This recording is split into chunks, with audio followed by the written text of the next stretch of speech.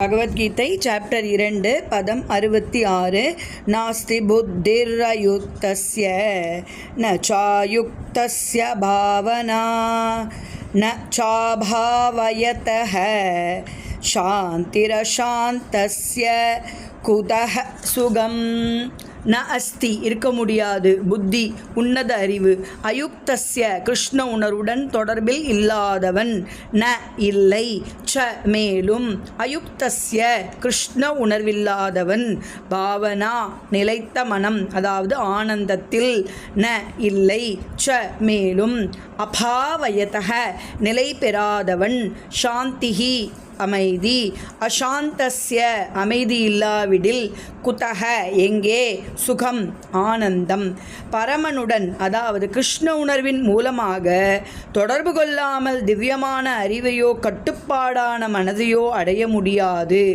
இவையின்றி அமைதிக்கு வழியில்லை. அமைதி இல்லாவிடில் ஆனந்தம் எவ்வாறு உண்டாகும்? பதம் 67 இந்திரியாணாம் ஹி சரதாம் யன் மனோனுவிதீயதே தத்தஸ்ய ஹரதி பிரக்ஞாம் வாயுர்நாமம் இவாம்பசி.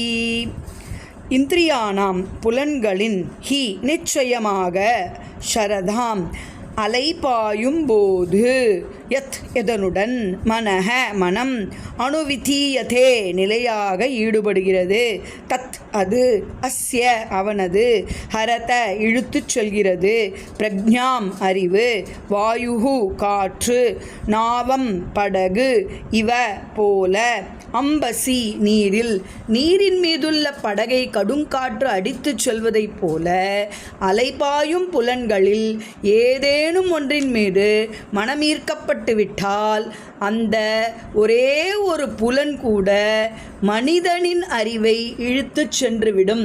சர்வம் கிருஷ்ணார்ப்பணம்.